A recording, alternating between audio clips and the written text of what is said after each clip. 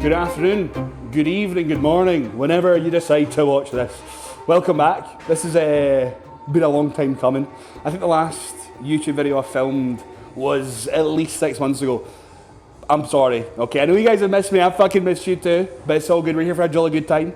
We're gonna kickstart the 2025 series with a hooring delt bias push session. Hang along, hang tight, come along, whatever you fucking want to do. My guy Evan is behind the lens.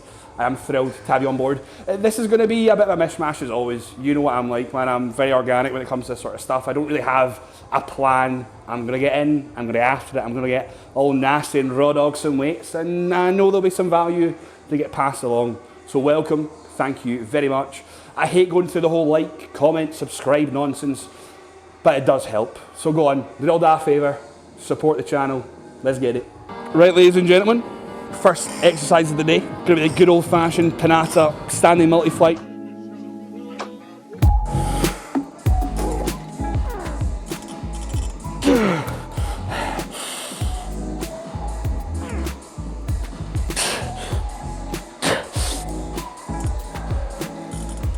The ideology here is always drive onto the muscle, get everything nice and warm, jump up to the loading sets, then get stuck into the heavy hitters.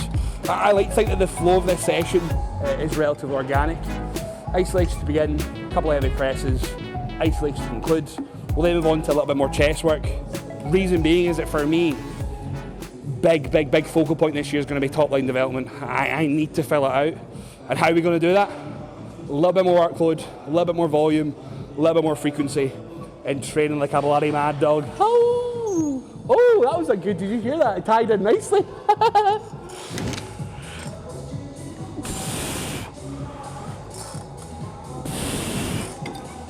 Come on guys, let's go do some shoulder pressing. Exercise number 2, we have the Panata shoulder press. I found it quite funny how they called it a deltoid press. Talk about renaming it. Or sorry. That was gonna be hilarious. I had it fucking lined up beautifully. I was gonna call it like, it's totally lost my fucking thought there. Anyway boys, I'm gonna jump on this fucking deltoid press.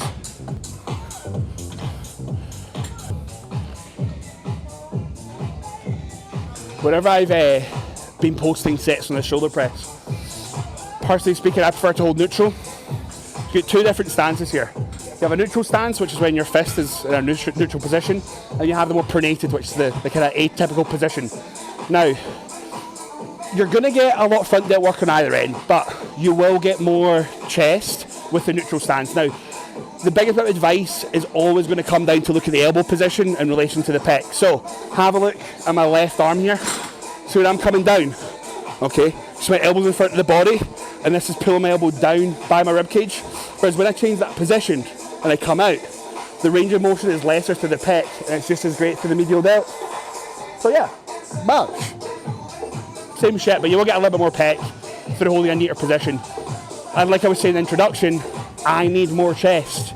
Delts aren't too bad, so I'm going to prefer to get into a neutral stance. And honestly, man, I do feel like I am more stable through this posture as well. So it's a win-win. It ultimately comes down to preference, but there is a little bit of thought behind it as well. Let's go. I love how this is like, so many people just struggle with this, and this is just like a warm-up, you know what I'm saying? I feel like that's where you're a big dog. This is one Evan in each arm. I'll alternate now. Things actually a bit serious now. Some people say about me, man, is like I take the piss 90% of the time. But do not confuse that with like complacency. I'm incredibly well at just switching it on, man. So if you have a look at any of my sets, I'm not looking here, I'm not looking there, I'm not looking there. Like, as far as I'm concerned, when it's time to work, I am working. I just would much rather have a nice time in the gym instead of sat here, my headphones on, hood up, look like some grumbling, angry man.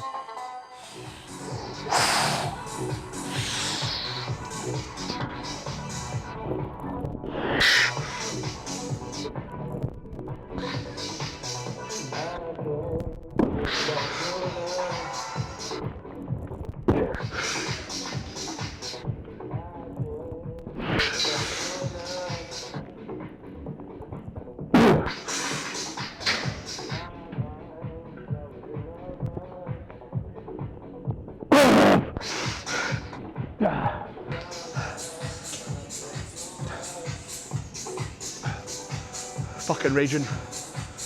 Wanted fucking 8. That's what it is.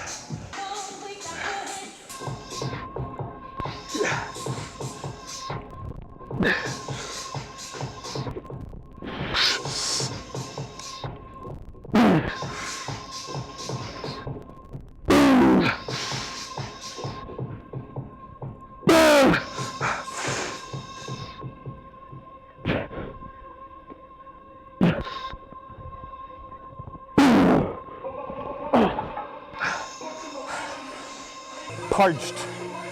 Soul is cleansed. Frustrated. Wanting another one. He's what he is, man. At the amount of times where I'll have client's message and frustration about reps not moving, reps stalling, reps regressing, whatever. It's so fucking normal, man. Honestly, can you imagine that progress was linear? Every single time you came into the gym, you got better and better and better. You watching this, you look like fucking Ronnie Coleman. I'd look like Jay Cutler. A man like Evan would look like Dennis Wolf. We'd all be freaks. This separates the people that want it from the people that just saunter through. You know, lean into the emotions, sure, but don't let them take ownership over the process. Fuck.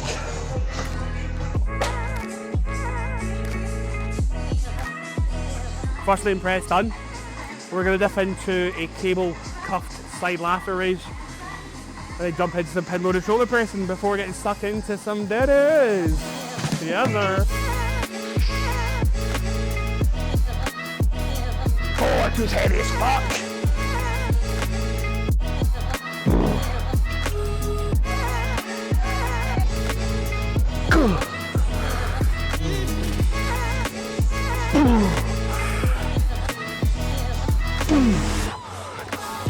Right, follow me, Evan. There's my heavy partials now, bro.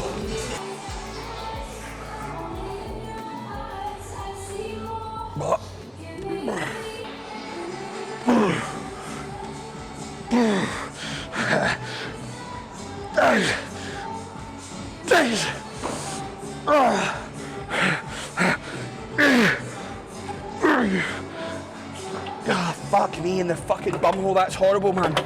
Oh shit. Oh boys. Disgusting. Next time you do any dumbbell variations, side lateral variations, sorry. Final set, go grab yourself some heavy dumbbells, rip into some partials. You will not be even able to scratch your own arse after the set. It's that good.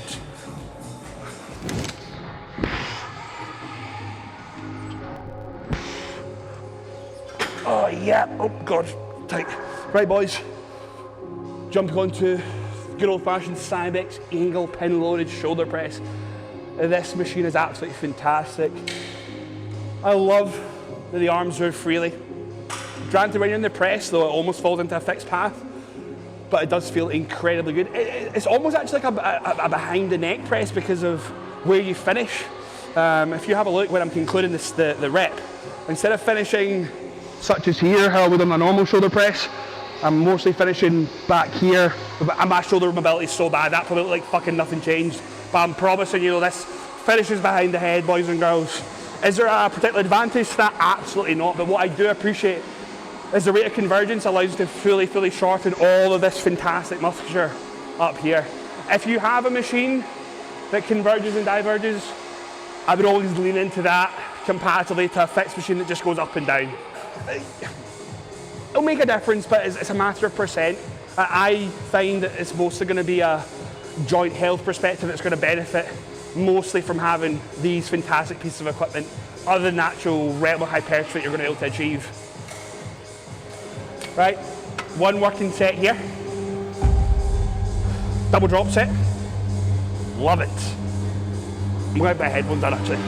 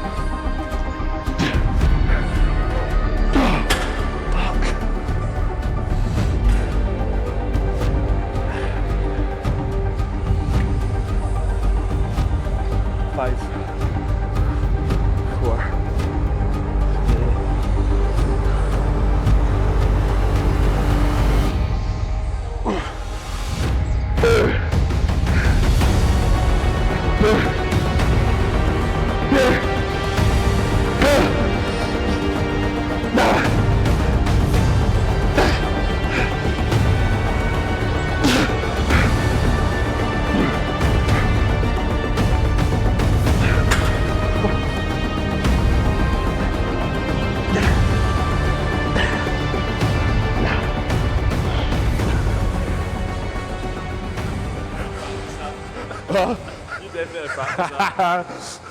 Delts portion of the session. Overall, man, I'm really, really happy with it. Good bit of volume, the sensation today in terms of the connection through the sets, superb. We're going to jump into 3 sets of chest press here, and then 2 sets of pec fly. This is the first time ever that I've been running escalated volume. Personally speaking, I've always been a fan of 1 top set, 1 back up set. But what I came to realise is that other body parts, or at least lagging body parts, need a bit more emphasis than others. I certainly feel like, if I'm being entirely honest, at the time, none of my actions were ever intended to be lazy. Okay, I will always do exactly what I'm told. But in hindsight, seeing how my top line's developed through an extra 3 to 4 sets a week, it's night and day.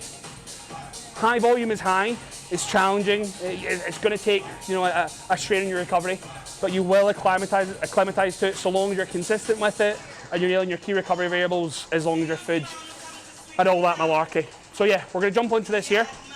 Usually we do a seated cable chest press with some fucking dickheads on it. Dickhead. Kidding on, stay in my gym, boys, stay in my gym. But this is very much so the same. Granted, strength curve's slightly different. I do love this machine. What I love about this is you can really sink into the bottom component of the palm of the hand, and you can really press forward and through. So yeah, come on, take a seat there, Evan. Watch us do some presses.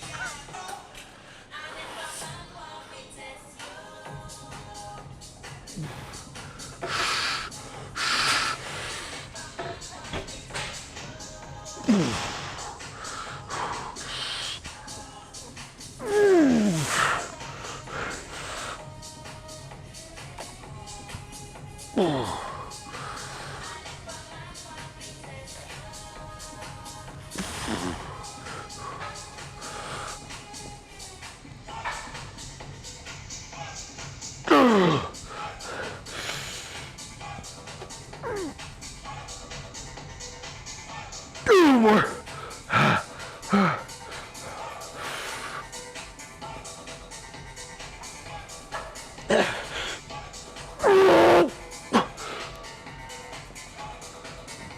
Oh yeah.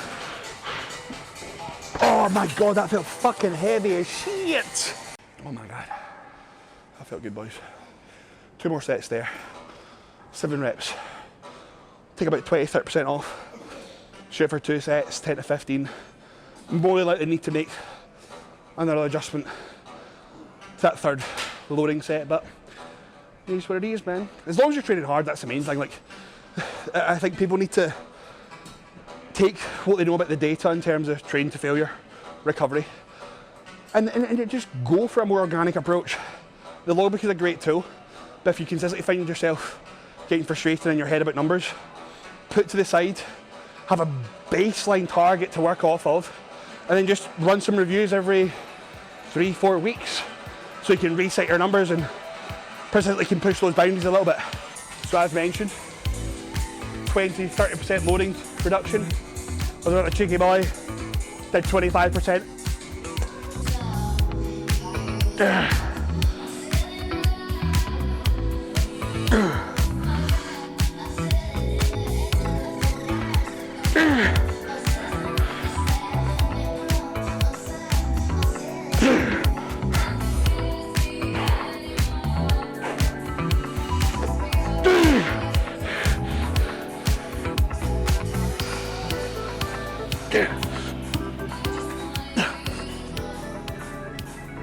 Oh, fuck me, man. My fucking chest is a bit fucking ripped off the bone. Oh, I felt good. 25 kilograms.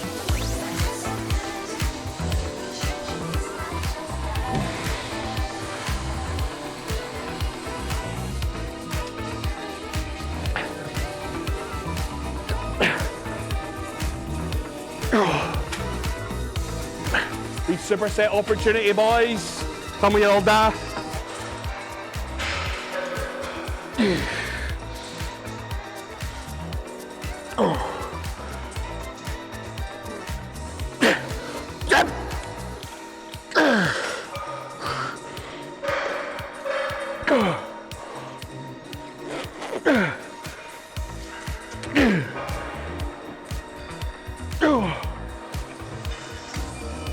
give it a wee look. Wee post-workout pose for the boys, for the only fans.